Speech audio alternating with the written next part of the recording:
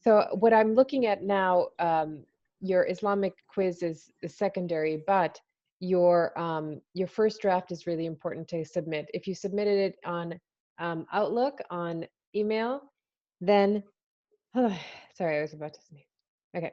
If you emailed it, it's taking me a little bit longer. If it's imported into my RCC, it's going to be a little faster. So today, let me just share my screen, what we're going to be doing and where you can find this. If you go to my RCC, you will have, go to the overview, and you'll have our last couple of weeks together and the summary.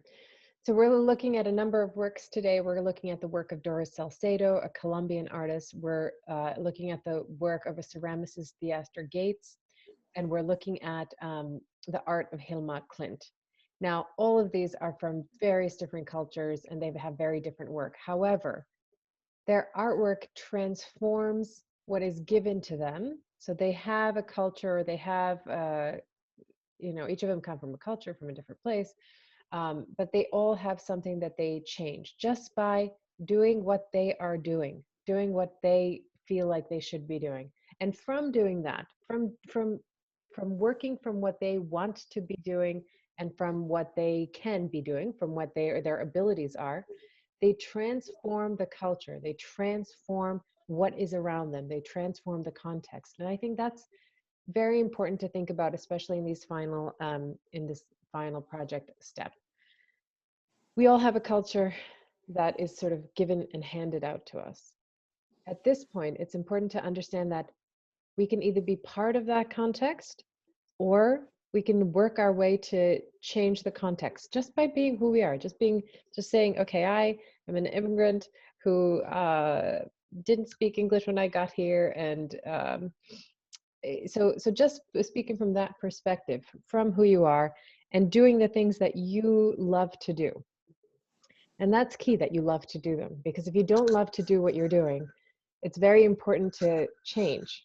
If we don't love and are not passionate about what we're doing, that is not going into the work, and therefore it's contributing to all the flaws of our culture, of course. But if you love what you do, no matter what it is, right? If that passion is there, then you create something with an entirely different meaning. People work because they have to work, of course, and they create things because the factories tell them they have to create and all that stuff. But when you produce from your own sense of what you want to be doing, then you create something that has incredible amount of meaning. So this artwork actually has probably more meaning than most of our paying jobs, right? Because you did it from your own idea or from your own feelings. So because no one is here, I'm going to jump directly to the artwork. Are there any questions? At the end, after we are done looking at the work, then of course we have time to review the individual pieces, or any writing that's coming that you're doing in conjunction with the work. With every project, you should think about having about a paragraph, because for the final, you're going to be discussing that project, and you're going to be talking why you created it, what motivated you. A lot of you have very strong ideas about what you want to create because you're moved by what's wrong in the world. So taking those things and shifting them, but also shifting them to not just be a rebellious act, and pointing to the change, but really transforming what is happening, really taking what we have and really flipping it on its head, or turning it around, or what does the opposite of injustice look like? Justice. Yes. What does that actually, how do we define that? How do we dig deeper into defining what justice means? How do we relate in terms of justice? What would that look like in relation to people in your life already? What would justice look like? What would justice look like between the relationship between you and your children? What would justice look like between the relationship of you with your spouse, your wife or your husband? What would justice look like between you and your parents? What all the things that we can control, our little family, our little groups, how can we start relating with everybody in this way? How would we define that? I think doing the right thing without violating anybody's rights Right. is justice. Right. Now, How do you not step on the rights of children, for example? So, for I example, well, when it's very tricky.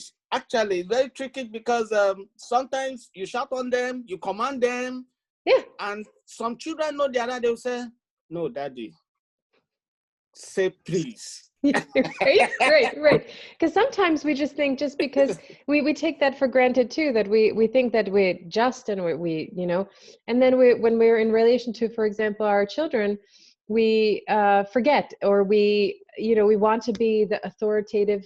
No, you do it my way, right? And but this is Yeah, yeah. but then you have to realize that they're an entity too. They have their own needs that they want to create, and it's a real Mm-hmm. balance and a real struggle to try to really make room and space for everybody in your family, you know, in this realm of justice, and what it should mean. And it makes a world of difference, because of course then they feel validated, the children, they feel like they have a voice, right? So the Yes. first route, I think, is to teach our children to, in fact, have a little bit self-assertion. Of course, that's to our own detriment, because then they don't listen all the time, and they're not as responsive as you would like them to be. But I think when they grow up, I think it's important to that they know their own self-worth, and they can learn, maybe through the relationship with the family, of course, how to get there, right? To have that sense of self-worth, and to stop the idea that there needs to be an authority figure looming over them in order for their life to keep going, right? They have these authority figures in school, they have those authority figures in relation to the police, of course, um, but how do we stop them to understand that they have their own strength inside them to they don't need somebody else's authority. They know what they need to do for themselves. Doesn't that make sense in I don't relation to? think so because there are certain ages that they are minor. We need to guide them, and Yes. it's our care. They are Yes, of under our course. care. Yeah, I think So let guidance is us one thing, direct them. right? Mm-hmm. We can guide them, and at the same time, we need to hear what they want. We might have an idea for their path, right? And we have to make sure that we don't direct them in our own path, and let them actually have maybe their own trajectory, even if we might not agree with it. It's such a hard thing. So I think this term of looking at justice, not just for ourselves, but also for everybody else that we know. How do we relate to other people? And it's tricky. It's very subtle. You have to listen very carefully to that other person, what their wants are, what their needs are, because sometimes they're not the same as ours. We assume that our spouse and our parent want the same things, but that's not always the case. So it's shocking to find out that a child, for example, I have an art studio. I've always had it with my children, and the children want nothing to do with with art. Of course, they Mm-hmm. have it at home. So and I can't, and it's not something that I need to push. They will either do it, or they will not do it, but it's their choice. But it's hard. It's hard, right? Because it's something that you want some sort of path for them, and you want them to be happy, and you think that what makes you happy will make them happy, and that's not always the case. So I think it's a hard struggle. I don't know if other parents feel this way, to try to find justice, and find even within the family, and within how we relate to other people. But let's look. So when you have your projects, and you all have really powerful and strong projects, understand that you can shift and change them. Artwork has the power, because you can uh, erase the painting. You can scratch into the painting. You can flip the painting. You can paint on the back. You can tear the painting. You can rip the painting. All the possibilities within that object that's in front of you are possible.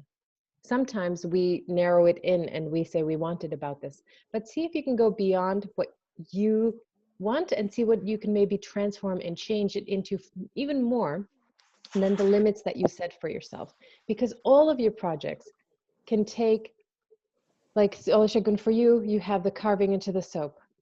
They can wash All those particles, even if you have a painting, Amy, you have a painting, you can paint the background now, you can have them not be chained. He doesn't have to have the handcuffs, or she, right? You can break off the handcuffs. You don't have to go by, just because you drew it, now draw the reality that you want, right? Sonia, you were doing, right, this history of Hong Kong and how it is, how it has gone through turmoil, right, in these different philosophies of living, democracy and communism, and how those two things are going to coexist. When we have, and it's so interesting because it's related, when we have a different philosophy that, for example, our parents practice, there's conflict. We think that what makes us happy again will make others happy. And we try to put influence, and of course, influence them to have a path that that will be a happy one. But perhaps that's not the I think for my case is kind of like, I see it in the way of because sometimes we know that when values or different philosophy are like, apparently they're different, so sometimes, or most of the time, they have huge conflicts. So sometimes we knowing that when we have this philosophy, this way of value exists, that we choose this, it's actually going opposite of the other one, then it's, at that point, it's really hard to know that, like, that will make them happy too, because that will make them unhappy. So like, it's so interesting because it's such an interesting flip that we think that just because they did it this way, and if we do it directly up, it's almost the same coin, if that makes sense. It's a different side, but it's the same coin, and we're still within just reactionary mode. You know what I mean? And I think this artwork can go beyond that. I think it can go to not just be a reaction, but in fact could have your strong values and what you believe in. And that's the question, not just to be reactionary, but to push it further. Let me give you some examples because I think it would help. But any other comments or thoughts before we begin? Okay. All right. So go ahead. Yeah. Go ahead. Hi everyone. Yep. Teacher, did you get the assignment? I haven't checked emails. Okay. So email is going to be, the other one. emails are going to be corrected today. Okay. Professor. The project. Yes, for your final project. Email. Yes, you sent an email. The emailed projects are going to be corrected today. They would. Okay. The emailed, I didn't get to the emailed ones, but the ones that were submitted, you should have a response, I think, except for Kenny, I think is the last one. So Eddie, Alicia, you had a question as well? Yeah, the PowerPoint for the Islamic arts, I couldn't open it. I don't know what went wrong. Okay, so I'll email it out to make sure that you all have it before you take that quiz, okay? I'll email it out so that everybody has a copy. It should have been openable. Okay. All right. And the emailed ones will be corrected today, so you will have feedback on your work by the end of today. We're looking at the work here of Doris Salcedo, and Doris Salcedo is the one that we talked about at the beginning of the course, where she put a crack down the middle of the museum, right? It was that split crack. It was in the floor, and there she had to drill and actually create a crack into the marble floor. She's so beautiful. Doris, she is very I beautiful. said she's so beautiful. Yeah, she's from Colombia, and of course with Colombia, you're thinking about the politics of Colombia. People are sometimes, so here's her work that we were looked at, right? The crack in the floor. But her work comes from really the pain of seeing people just disappear. Suffering. So she has pieces that are very, very heartfelt, unique, but very, very subtle. So for example, in these shoes, she usually has furniture, or she takes the material from the people that have gone missing.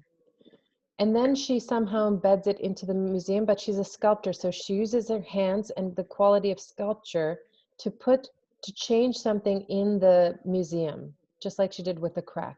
This time around, she cut out the walls of the museum. So she cut into the walls of the museum.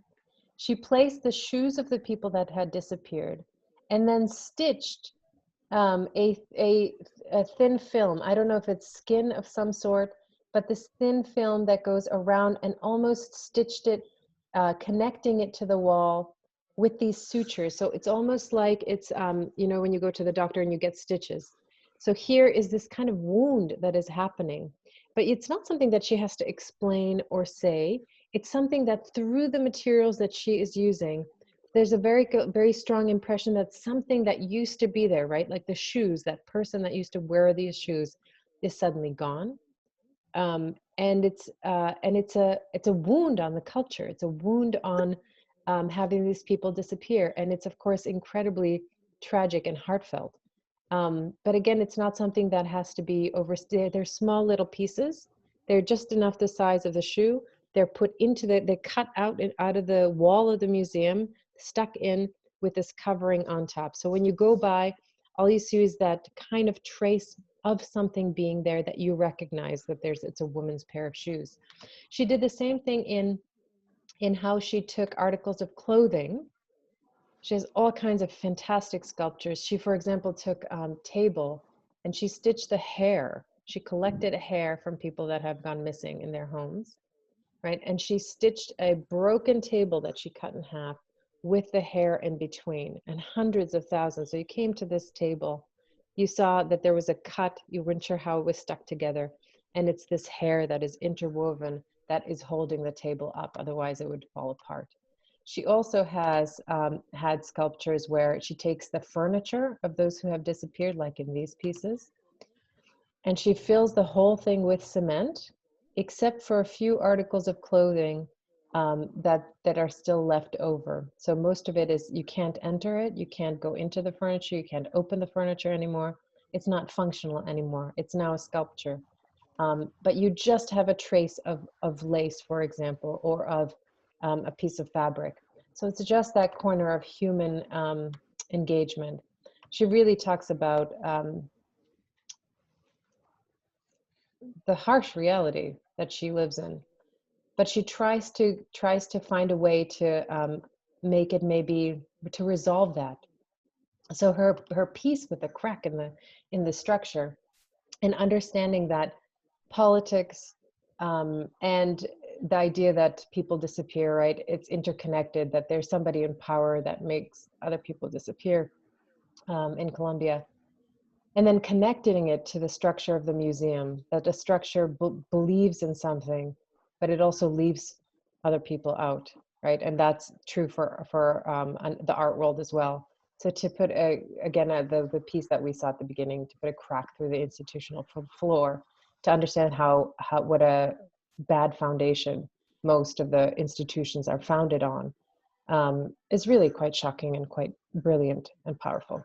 So that's a way to take something, even that's horrific and terrible, and flip it and make people see it in a new way, and make people understand it. Even if you don't understand the history of Colombia, or you don't understand where she's coming from, to suddenly see a pair of shoes behind that thin film, and especially those stitches, those black stitches that kind of bind the skin to the wall. It's you feel it. You feel it in your gut. You feel it somewhere in your body, and that's powerful work.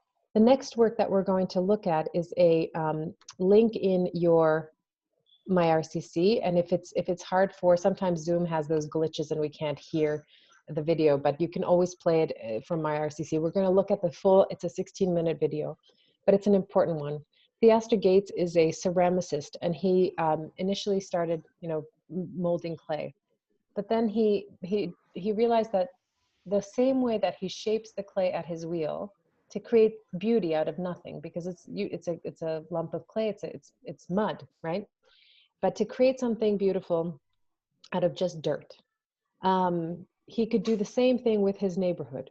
Just to take a raw material, to take something and create beauty from that, right? And so he talks about how to revive a neighborhood, this particular one in Chicago, and how to make beauty happen in that neighborhood where it hasn't happened for a long time. If you have, I'm going to with the subtitles so we can hopefully see it, but let me know if you can't hear it, okay? I'm a potter, which seems like a fairly humble vocation. I know a lot about pots. I spent about 15 years making them. One of the things that really excites me in my artistic practice and being trained as a potter is that you very quickly learn how to make great things out of nothing. That I spent a lot of time at my wheel with mounds of clay, trying stuff. And that the limitations of my capacity, my ability, was based on my hands and my imagination. That if I wanted to make a really nice bowl and I didn't know how to make a foot yet, I would have to learn how to make a foot. That process of learning has been very, very helpful to my life. I feel like as a potter, you also start to learn how to shape the world. There have been times in my artistic capacity that I've wanted to reflect on other really important moments in the history of the US, the history of the world, where tough things happen. But how do you talk about tough ideas without separating people from that content? Could I use art like these old discontinued fire hoses from Alabama to talk about complexities of a moment of civil rights, the 60s? Is it possible to talk about my father and I doing labor projects? My dad was a roofer, construction guy, he owned small businesses. And at 80, he was ready to retire, and his tar kettle was my inheritance. Now, a tar kettle doesn't sound like much of an inheritance. It wasn't. It was stinky, and it took up a lot of space in my studio. But I asked my dad if he would be willing to make some art with me, if we could reimagine this kind of nothing material as something very special. And by elevating the material in my dad's skill, could we start to think about tar just like clay in a new way, shaping it differently, helping us to imagine what was possible. After clay, I was then kind of turned on to lots of different kinds of materials, and my studio grew a lot because I thought, well, it's not really about the material, it's about our capacity to shape things. I became more and more interested in ideas and more things that were happening just outside the studio. Just to give you a little bit of context, I live in Chicago. I live on the South Side now. I'm a West Sider. For those of you who are not Chicagoans, that won't mean anything. But if I didn't mention that I was a West Sider, there would be a lot of people in the city that were very upset. Teacher. Yes, Adeline. Hold on. Let me. I can't hear you. It's a neighborhood that has seen Hold on. better days. It is not a gated community by far. There's no sound. Can you hear me now? I can't hear anything you said. Can those of you who are all listening, can you hear me? I'm the only Yes, one I who can can't hear hear. you. I can hear you. Everyone there? Yeah. Adeline, everyone else can hear. Hello? I see. Okay, let's She may be losing connection. Yeah. Can someone drop a note into the chat room to let her know We that? can't hear you. Okay. Let me put. The sound is dead. Okay, hold on. She's probably not put on, like, mute herself.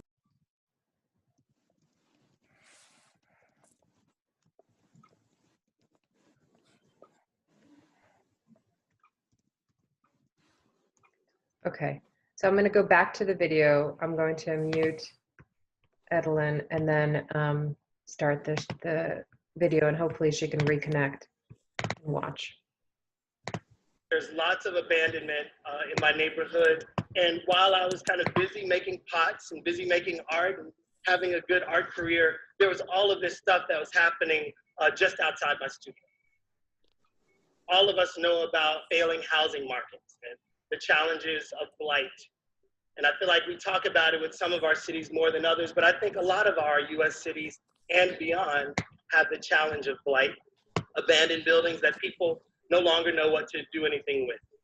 And so I thought, is there a way that I could start to think about these buildings as an extension or an expansion of my artistic practice? And that if I was thinking along with other creatives, architects, engineers, real estate finance people, that us together might be able to kind of think in more complicated ways about the reshaping of cities. And so I bought a building. The building was really affordable. We tricked it out. We made it as beautiful as we could to try to just get some activity happening on my block. Once I bought the building for about $18,000, I didn't have any money left. So I started sweeping the building as a kind of performance.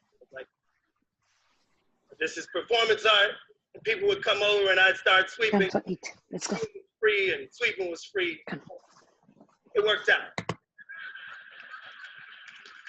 But we would use the building then to stage exhibitions, small dinners, and we found that that building on my block, Dorchester, we now refer to the block as Dorchester Projects, that in a way, that building became a kind of gathering site for lots of different kinds of activity. We turned the building into what we call now the Archive House. The Archive House would do all of these amazing things. Very significant people in the city and beyond would find themselves in the middle of the hood. And that's when I felt like there was maybe a relationship between my history with clay and this new thing that was starting to develop. That we were slowly starting to reshape how people imagine the south side of the city. One house turned into a few houses. And we always tried to suggest that not only is creating a beautiful vessel important, but the contents of what happens in those buildings is also very important. So we were not only thinking about development, but we were thinking about the program, thinking about the kind of connections that could happen between one house and another, between one neighbor and another. That this building became what we call the Listening House. And it has a collection of discarded books from the Johnson Publishing Corporation and other books from an old bookstore that was going out of business. I was actually just wanting to activate these buildings as much as I could with whatever and whoever would join me. In Chicago, there's amazing building stock. This building, which had been the former crack house on the block, and when the building became abandoned, it became a great opportunity to really imagine kind of what else could happen there. And so this space we converted into what we call Black Cinema House.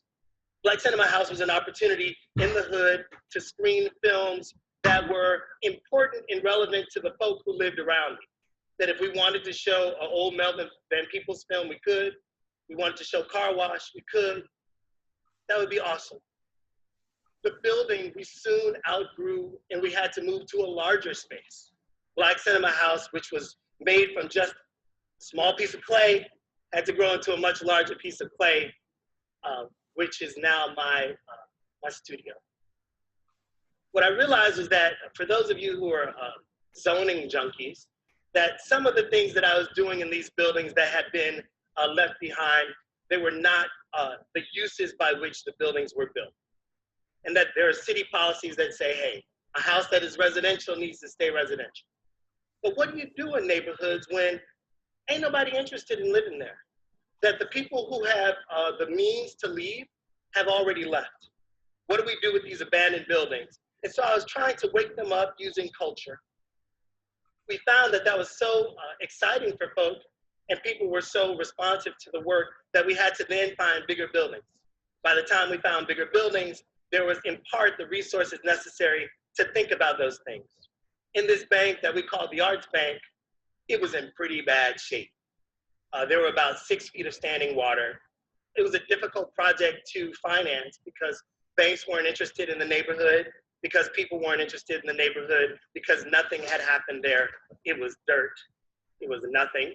It was nowhere. And so we just started imagining what else could happen in this building.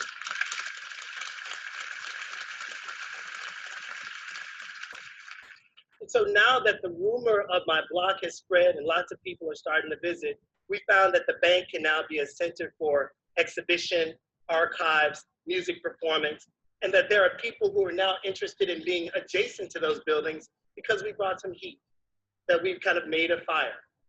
That one of the archives that we'll have there is this Johnson Publishing Corporation, we've also started to collect memorabilia from American history from people who live or have lived in that neighborhood.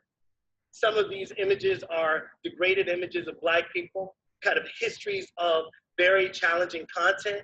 And where better than a neighborhood that with young people who are constantly asking themselves about their identity to talk about some of the complexities of race and class. In some ways, the bank represents a hub that we're trying to create, like a pretty hardcore node of cultural activity. And that if we could start to make multiple hubs and connect some cool green stuff around there, that the buildings that we've purchased and rehab, which is now around 60 or 70 units, that if we could kind of land kind of miniature Versailles on top of that and kind of connect these buildings by a beautiful green belt, that this place where people never wanted to be would become a kind of an important destination for folk from all over the country and world. In some ways, it feels very much like I'm a Potter, that we tackle the things that are at our wheel. We try with the skill that we have to kind of think about this next bowl that I want to make. And it went from like bowl to a singular house, to a block, to a neighborhood, to a cultural district, to thinking about the city. And at every point, there were things that I didn't know that I had to learn. I mean, I've never learned so much about zoning law in my life. I never thought I'd have to. But as a result of that, I'm finding that there's not just room for my own artistic practice, there's room for a lot of other artistic practice. So people started asking us, well, Piastre, how are you going to go to scale? What's your sustainability plan?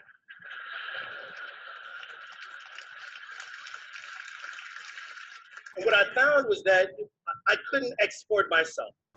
That what seems necessary in cities like Akron, Ohio, and Detroit, Michigan, and Gary, Indiana, is that there are people in those places who already believe in those places. They're already dying to make those places beautiful. And that often those people who are passionate about a place are disconnected from the resources necessary to make cool things happen, or disconnected from a contingency of people that could help make things happen. So now we're starting to give advice around the country on how to start with what you got, how to start with the things that are in front of you, how to make something out of nothing, how to reshape your world at a wheel or at your block or at the scale of the city. Thank you so much.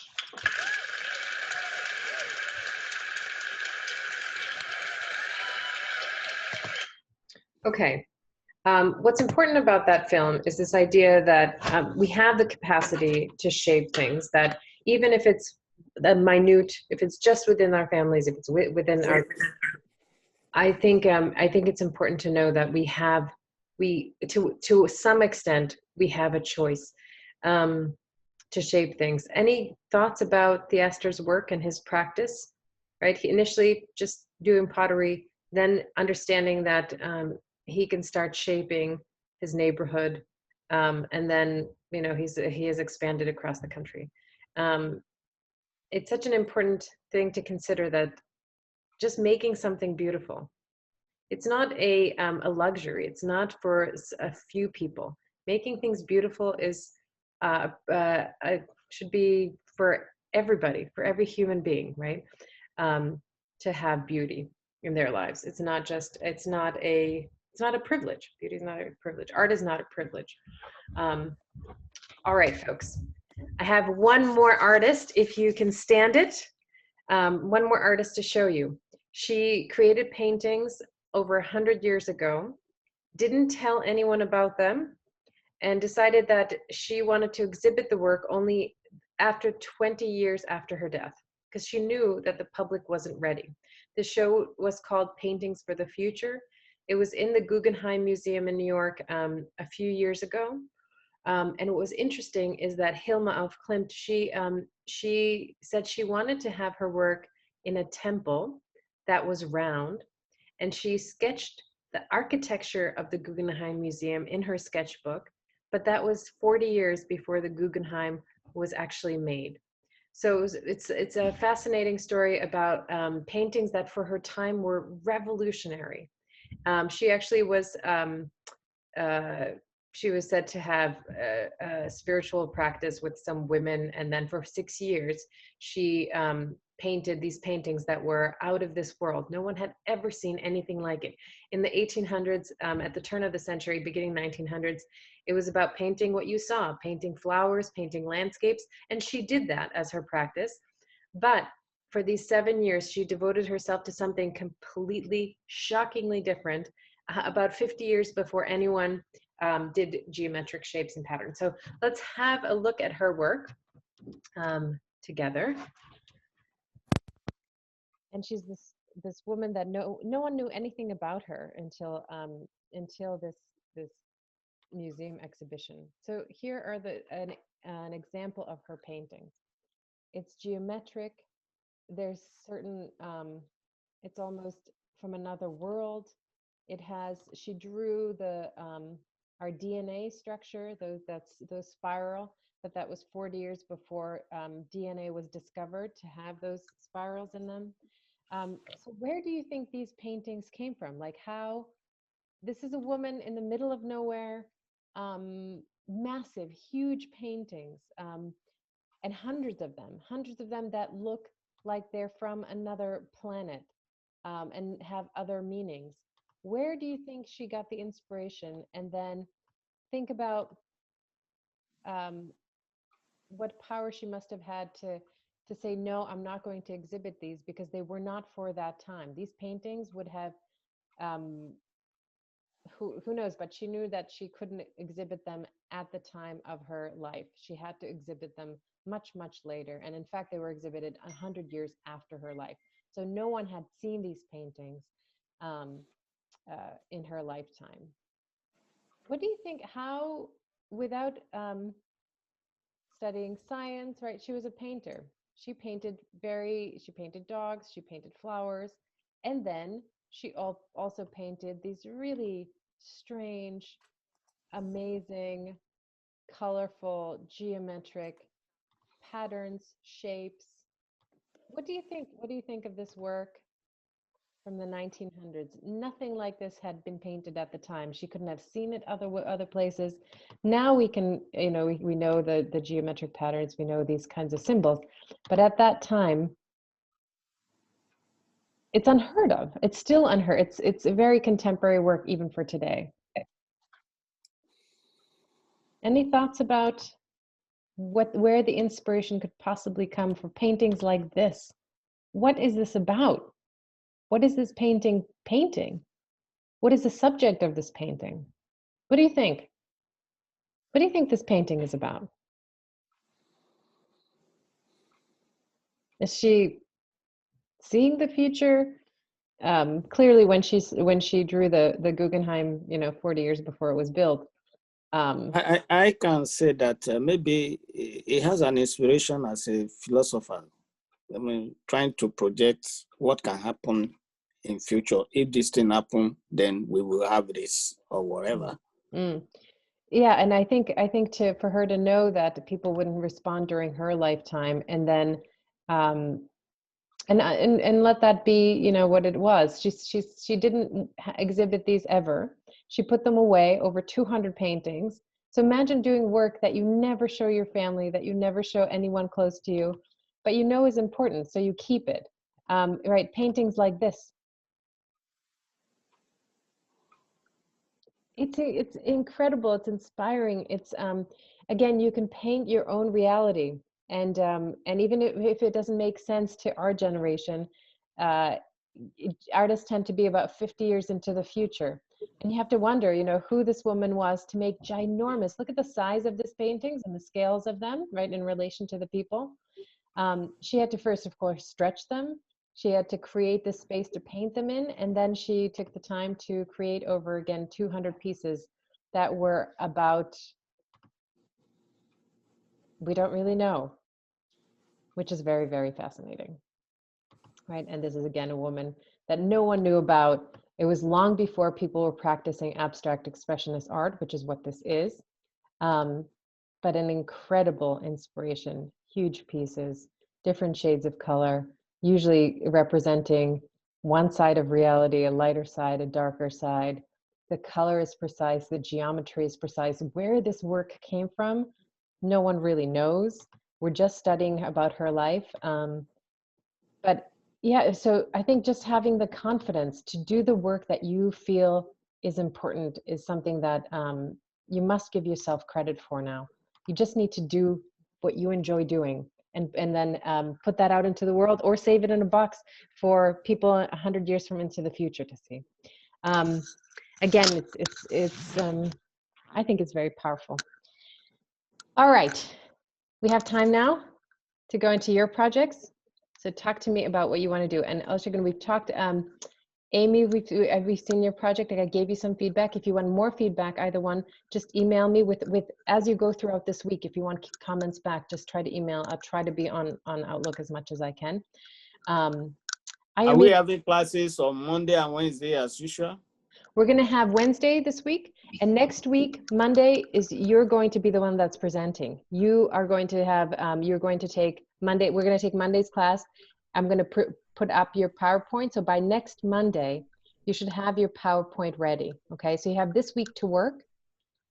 We might push it off because we have such a small group. We might probably push it off till Wednesday so that you have an extra couple of days to create the PowerPoint. So I want you to spend this week working. Maybe at the end of the week, start creating your PowerPoint, 2 or 3 images of your piece, writing about it. And then I will share the PowerPoint so that we can see it on the screen, and you will discuss your work. You have about 5 to 10 minutes to discuss the work, and then we will give you feedback on your work. Professor, when is the actual last day of class? So I think for right now, we're scheduled to end on next Wednesday. So it will be on the 16th. The grades are due the following week. So we will have our last class on December 16th. I'm not sure if RCC is going the next week, but I believe that's when grades are due. So that would be our last presentation would be on the 16th. So you have to have your project in. And if we give you comments to edit your work, you'll have until the 18th to put that final project in there, okay? I would like it in on the 14th, but that might be a little, we might have to just settle on the 16th. I think for right now, the project is due on the 16th, okay? And that means with the presentation, not just creating the piece, okay? So with images, with the writing. Okay. It gives you 1 week until Christmas. Yeah. No, it's just getting really thinking about the last day. Though we don't have that much time as a class, so. No, we have this week. We will have next Monday, but next Wednesday is going to be our last class. So this on Wednesday, we're going to have a little bit more time for technique if anyone has questions. I want to hear from the rest of you who have not put your projects into MyRCC and just describe your work. So I'm going to go first to Ayomide, because I haven't heard about if you have any questions, and tell us about what you're doing.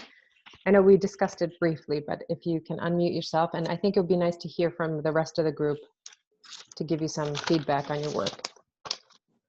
If you can unmute and if we can hear you. If not, then we'll move. Yeah, go ahead, Ayomide. I uploaded what's it called? The first draft. You have uploaded the first draft. Okay, so you'll have feedback by the end of today. Do you want to just tell us about the project and what you're doing? I'm working on a painting to depict unity with everything going on in the country right now. Just to show like unity between different races. Okay. All right, and I'll have a look at that. What's the size of the painting? Forgot. I think it's like I gotta look at it. I'm not sure. Okay. Is it massive or is it intimate? It's not too small and not too big. Okay. Good. All right. And the subjects? What are you doing? People? Are you doing a setting? Are you doing landscape? What is the subject of the painting? I'm doing people. Okay. How they relate? Which people and how are they relating? I'm doing 2 different races. Okay. Okay. Exciting. Can't wait to see it. Georgina?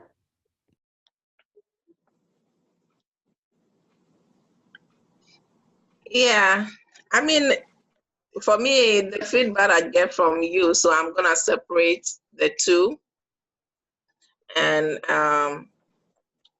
I think I work on the races when we did the first one. So because I was thinking what kind of narrative I'm gonna put that to that emotions. So I feel like a lot of people feel sad, people cry when they maybe get confronted by somebody that makes so many comments about racism, or that you feel like you've been treated in a certain way because of your race or something like that. So I think I'm gonna connect that one to it, but I was still gonna draw the hands with the Black Lives Matter. So I'm gonna do both. Yes. Okay. Are you still doing the drawing of your goddaughter? No, so I'm doing the one that I emailed it to you. Yeah. But have you finished the goddaughter drawing? Sorry? Have you finished the drawing of your goddaughter already? No, yeah, I did that sketch from the beginning, but I don't like it that much. I think I show it to you. Yeah. I saw it a little bit. I think understand even that has power, right?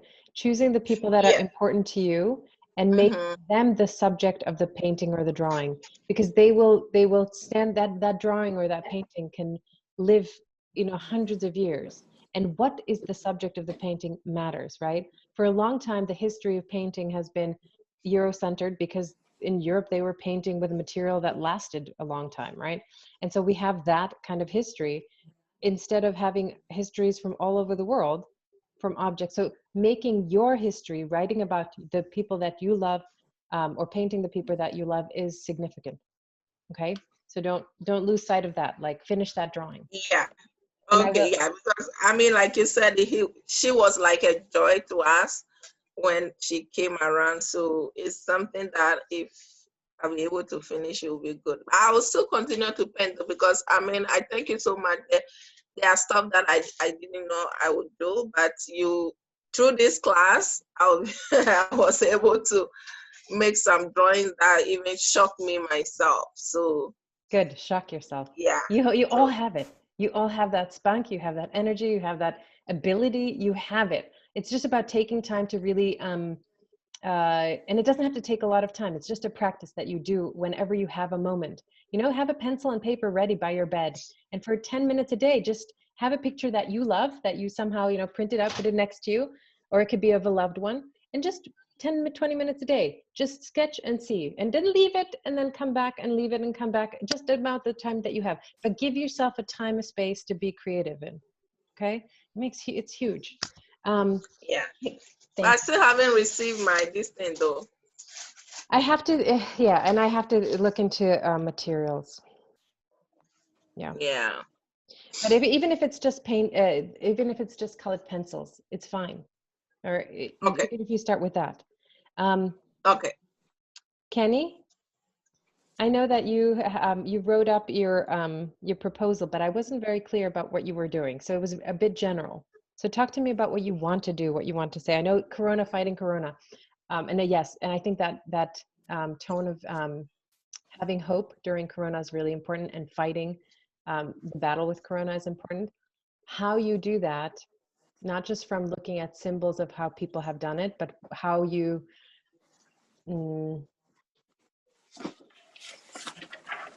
transform it. So talk to me about what you want to do first, because that wasn't very clear.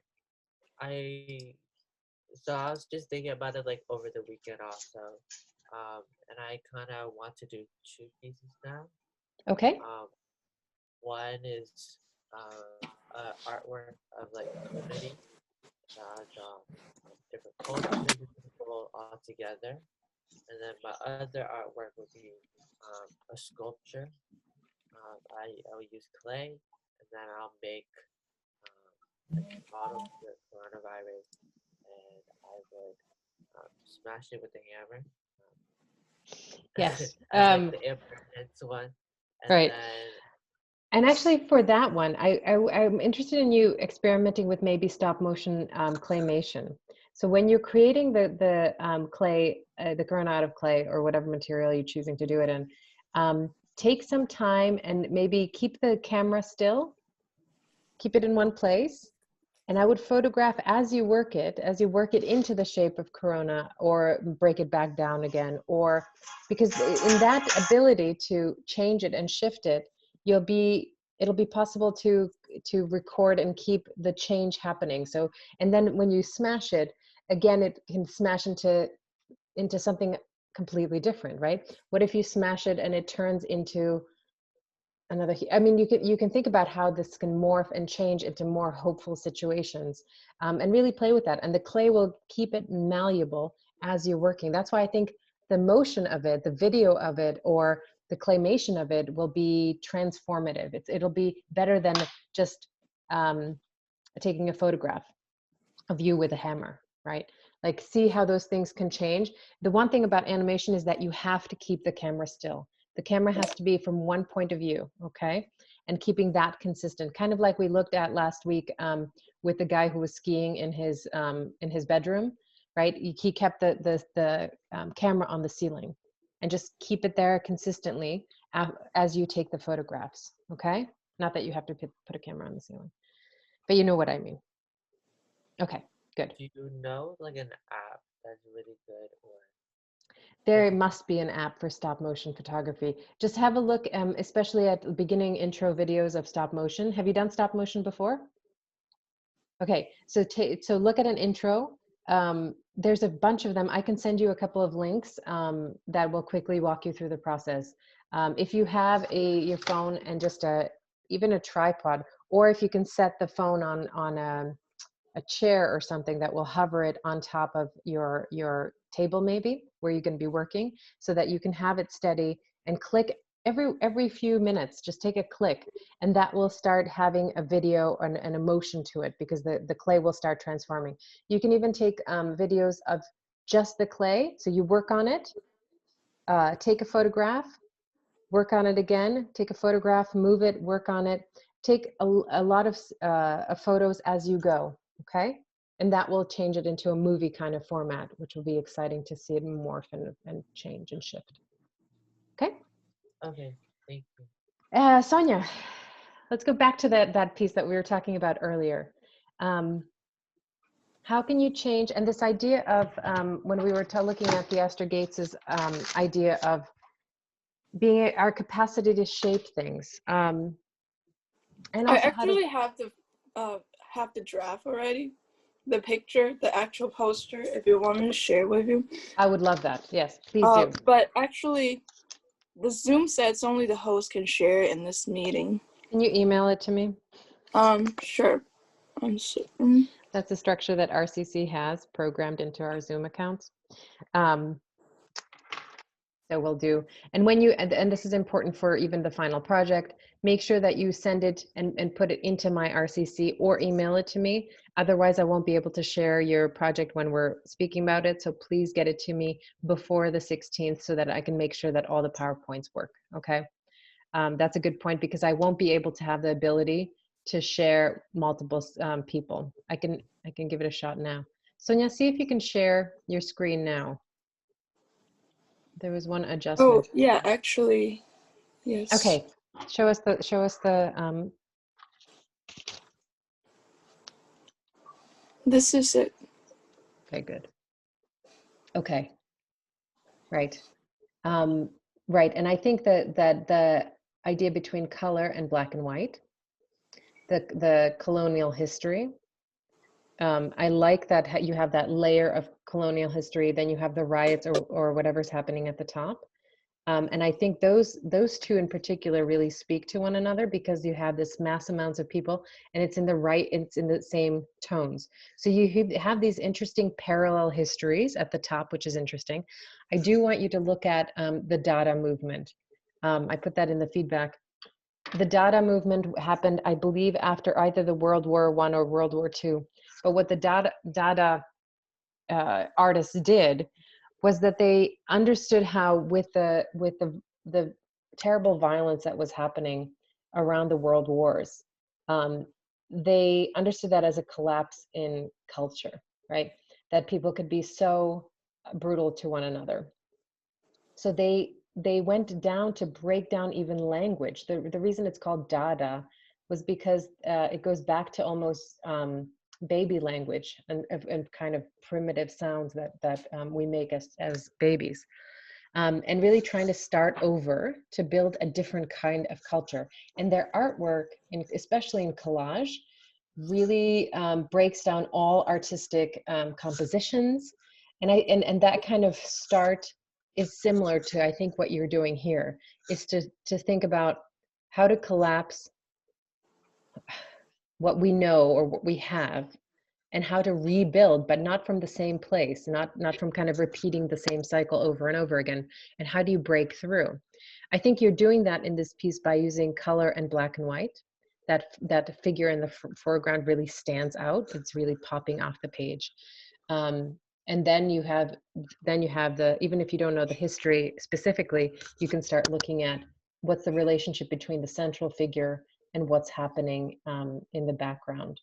And then that interesting figure with the umbrella walking into the colonial past.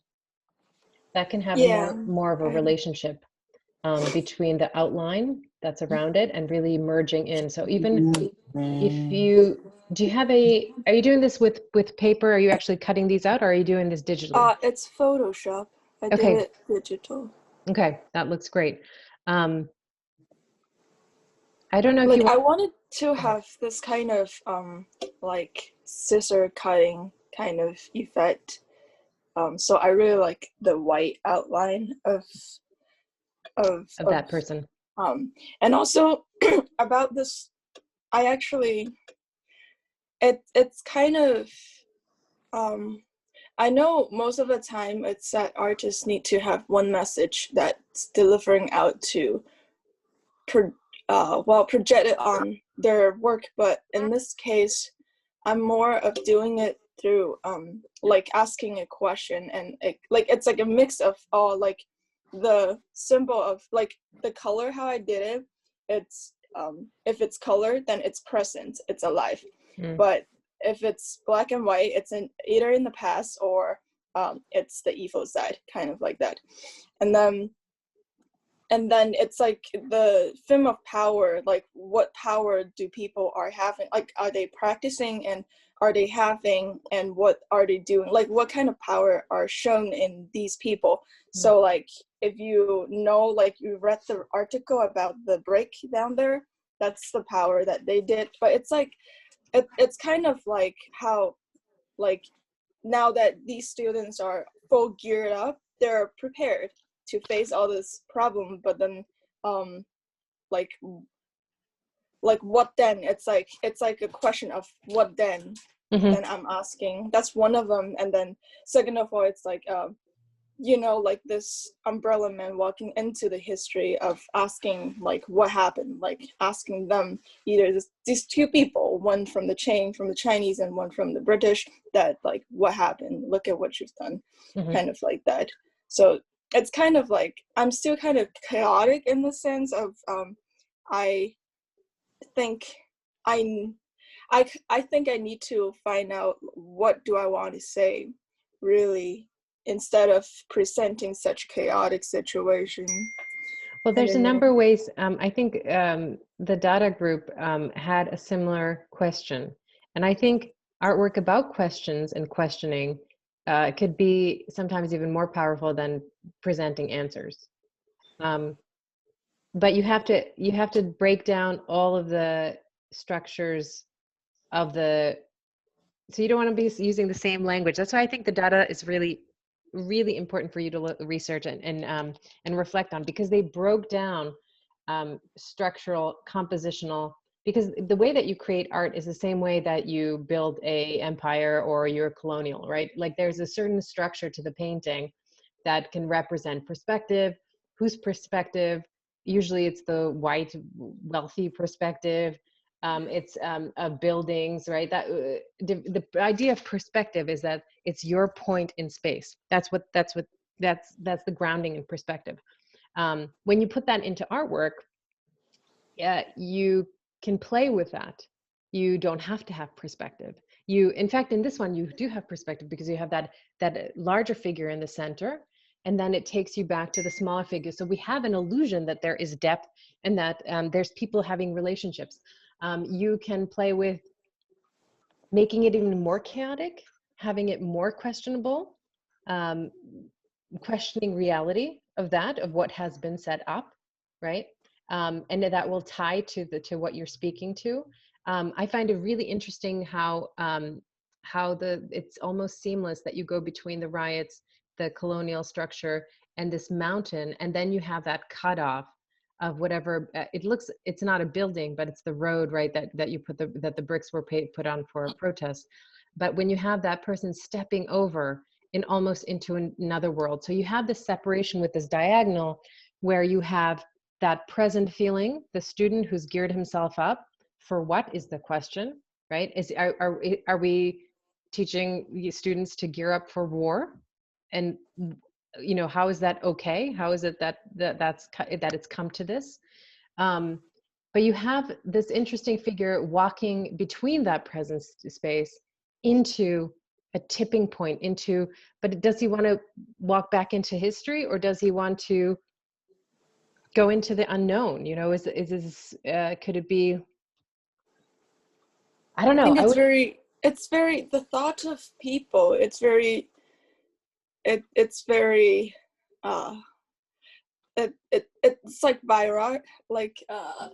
like various, that some people so in this photo, like as present life, it's all young people, right? Students. So like with students' thoughts, they're affected by so many factors, like by their families. If their families are the lefties or righty, then that's how, like, sometimes it has huge struggles like in them that they don't know. So it's like, for how I view this whole movement, like just from me, I see this, like, I'm very touched by the little umbrella men, how they are so little like protected, but they're still willing to walk into this evil or whatever power, and asking for a question that, like, give me a answer, like, listen, like I want to talk to you, kind of like that.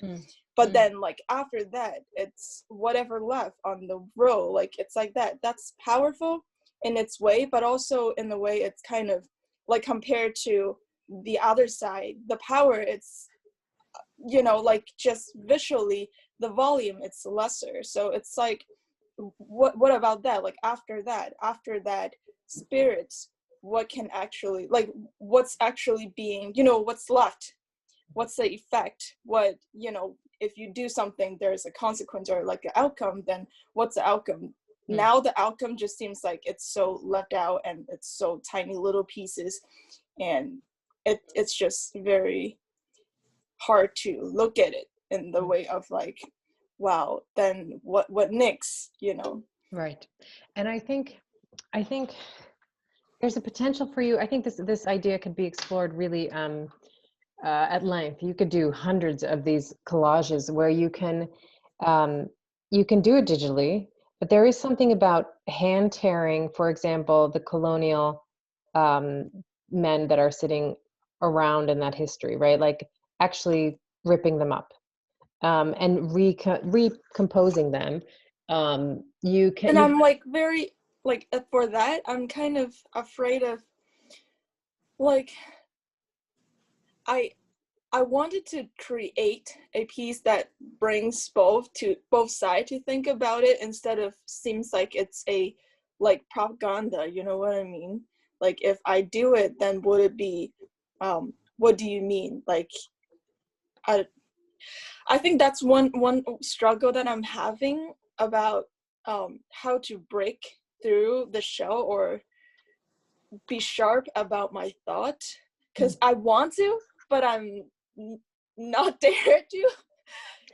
So I think give yourself permission to play with all of this, but really play. I think if you print out the riots, if you print out I don't know if you have a printer, or even if you do it digitally, Play with splitting, play with cutting. You can take the people from the riots and put half of them on the people from the, you can play with anything and all content that is on that image. You can, again, if you have feeling or towards separating the mob or cutting up the colonists, or give yourself the freedom to do that. And I think I think for you, Sonia, specifically, I think ripping stuff up, quite literally, like hearing the tear, right, of a colonial past. I mean, if you did that with 100 colonial images, that would be interesting, and recorded as a video, like just tearing away at that philosophy, right? You can do the same thing with any philosophy. You can take it and rip it to shreds, and then see, you know, after you have a pile on the floor, see if you can put it into a new pattern, or maybe, or you could just throw them away. I mean, that's why the Dada is important. It doesn't, sometimes the work doesn't make sense, but when the work doesn't come from your head, from intellect, and from the structure that has been implanted into our brains from the time that you started learning, then something else can form, something that's not linear, that's not just coming from your head, something that comes from a feeling or from a different part of your body. And certainly working with history and reconsidering, I don't know, I think there's a lot more.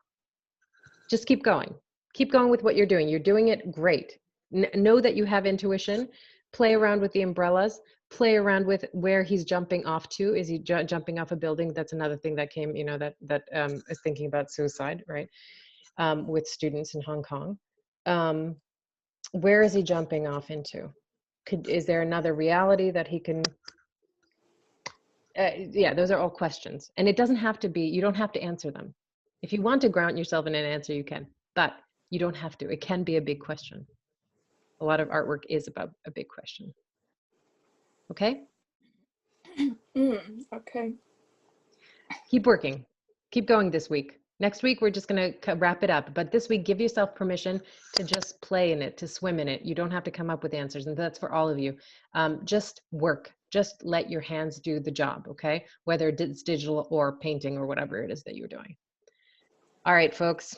Okay. Thank you. I will email the rest of you who haven't, we haven't heard from. I know Adelaine's, you're having trouble, but yeah, email me if you have questions. I will see you on Wednesday for our last official class. We will still have another one on Monday, and then we will have our final presentation. Monday is really devoted to forming your PowerPoints, okay? If anyone has questions, I will go through the steps of how to put together a PowerPoint, how to import images, how to write your final paragraph. So that's devoted for next Monday, okay? But we'll see you on Wednesday, those of you who can make it. Okay. Professor, you talked about our grades. You talked about our grades that yes. We may find out today. How about that? Yeah, I would think if you want to find out about your grade, then stay behind, and I will meet with you individually because I don't want to go through grades with everybody. I will just go with one-on-one. So let's do that. Okay? I'll go first. Okay. All right. Those of you who are ready to go can go. I just have one question. Yes, Amy. I'm working on it right at this point. So the handcuffs, I know you said, my thought was to, I have some glitter, so I was gonna make them silver, sparkly, so it kind of pops. Mm-hmm. And then the whole thought of all that kind of connects with breaking. I was going to have a stack of books, like life experiences, and just label them, whether it be racism, incarceration, all that.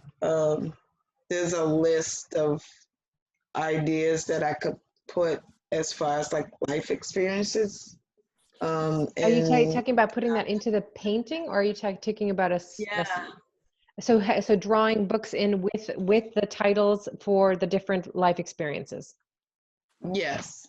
Yeah, you can, with that background, Amy, you can, it's now neutral.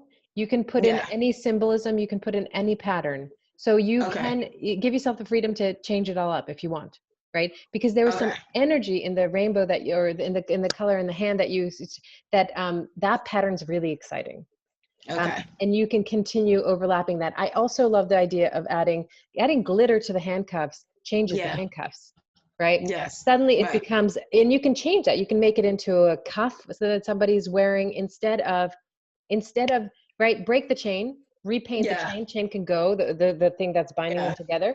And instead of having the handcuffs, maybe it becomes bracelets that they're wearing out of glitter. I think that's, and you know, and photograph it now that it came from that, but it has moved. It's gone somewhere else. Gotcha. Awesome. Yes. Awesome. All right. Okay. Thank you. All right. Have a good day. You too. Bye, Take care. everyone. Bye-bye. Kenny, bye. See you, everybody. Those of you who want to find out your grade, feel free to stay. I have, Oshigan, I'm looking at yours. Is there anything that you have missed? Yeah, you don't have a problem. No, I don't miss anything. Yeah, you don't have a problem with your grade. Okay. Yeah, your problem, your grade is as high as it could be. Okay. Thank you then. You're very welcome. Yes. All right, bye-bye. Yeah, so mine is because I emailed that my first draft to you, and then you said there's no need for me. So yeah, yesterday when I checked, it gave me F. Yeah. No, I'm very sorry. I changed that. I know. I saw that.